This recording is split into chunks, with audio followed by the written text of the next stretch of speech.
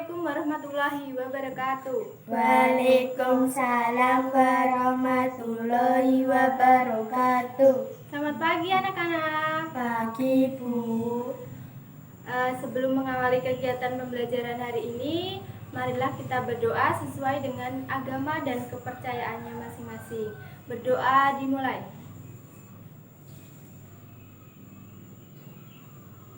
Berdoa selesai. Sebelumnya Ibu absen dulu ya.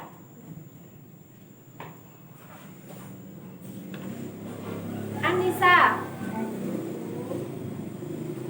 Budi, Hadir, Bu. Cantika, Hadir, Bu. Danu, Hadir, Bu. Dewi, Hadir, Bu. Maya, Hadir, Bu. Rizky, Hadir, Bu. Sinta. Hadir, Bu. Baiklah, hari ini hadir semua ya. Saya akan membacakan tujuan pembelajaran kita hari ini ya, yaitu menuntun peserta didik untuk mengamati permasalahan, menganalisis, menulis, menyelesaikan, dan mempresentasikan hasilnya di depan kelas tentang bioteknologi dengan penuh rasa ingin tahu, disiplin, percaya diri selama proses pembelajaran, dan bekerja sama dengan kelompok. Nah,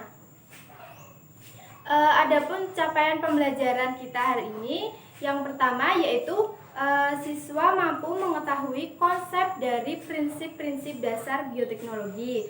Terus yang kedua, siswa mampu mengetahui peranan bioteknologi dan mampu menerapkan dalam kehidupan. Baiklah anak-anak, kalian sudah siap untuk mengikuti pembelajaran hari ini? Siap, Bu.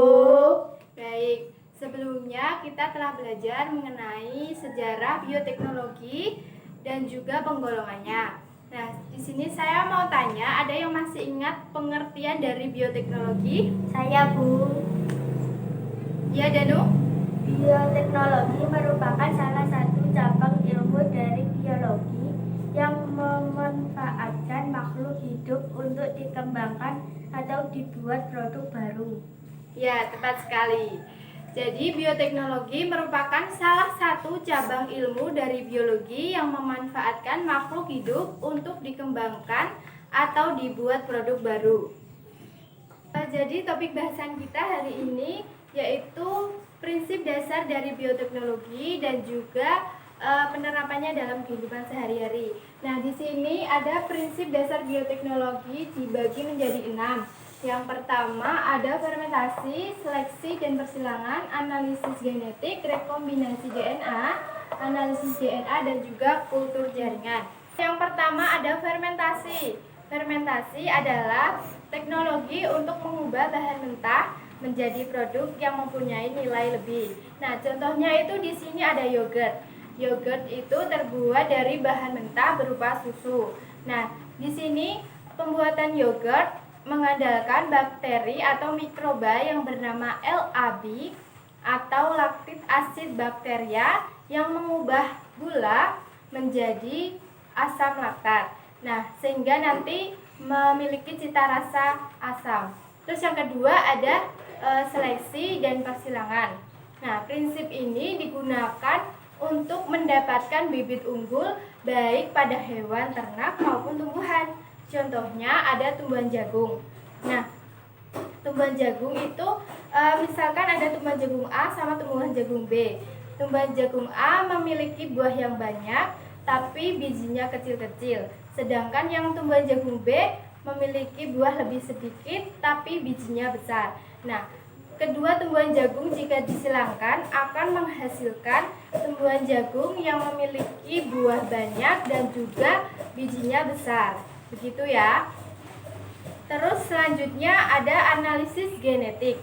Analisis genetik itu fungsinya untuk mengetahui genetik yang diturunkan. Dari sini bisa diketahui apakah ada kelainan atau tidak pada genetik tersebut. Nah, analisis genetik sendiri itu dalam bioteknologi contohnya ada PCR, sequencing DNA dan juga sitogenetik.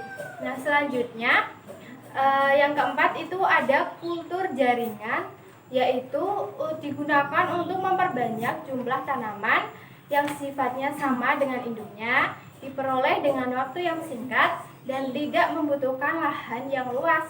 Contohnya itu tanaman yang bisa dikultur, yaitu anggrek, terus wortel, ada pisang, dan juga mangga. Yang kelima yaitu ada rekombinasi DNA, yaitu meletakkan DNA suatu organisme ke dalam DNA bakteri untuk diperbanyak. Contohnya itu adalah cloning. Hewan yang dapat dikloning itu contohnya adalah domba, tepatnya domba Dolly. Yang keenam ada analisis DNA. Analisis DNA, prinsip yang satu ini bermanfaat dalam bidang forensik yang bisa untuk menentukan karakteristik DNA seseorang. Nah, dari sini ada yang kurang jelas atau ada yang ingin ditanyakan? Saya, Bu. Ya. Analisis DNA itu contohnya seperti apa ya, Bu? Nah, analisis DNA itu digunakan dalam bidang forensik. Misalnya di bidang kepolisian untuk mencari bukti, misalnya ada korban atau peristiwa pembunuhan. Nah, di situ polisi dapat membuktikan mengenai kematian tersebut, yaitu dengan menggunakan sidik jari DNA seseorang. Begitu ya. Selanjutnya kita akan membahas mengenai penerapan bioteknologi dalam kehidupan sehari-hari. Yang pertama ada bidang industri. Bidang industri sendiri itu ada dibagi menjadi beberapa macam. Misalnya di sini ada industri makanan. Contohnya ada anggur, keju, yogurt, kecap, dan mentega.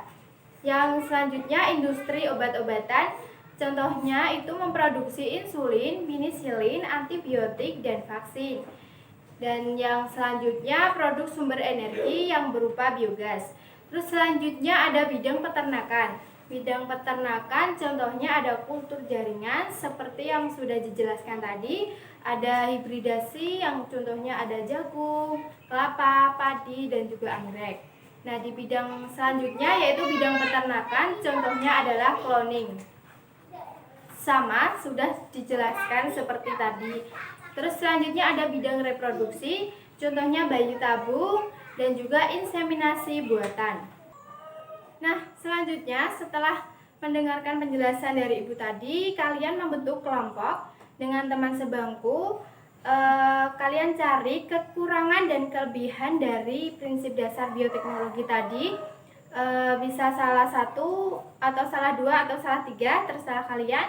Nanti kalian bisa mengambil referensi di buku maupun di internet. Setelah berdiskusi, kalian bisa mempresentasikannya di depan kelas. Begitu ya, paham? Paham.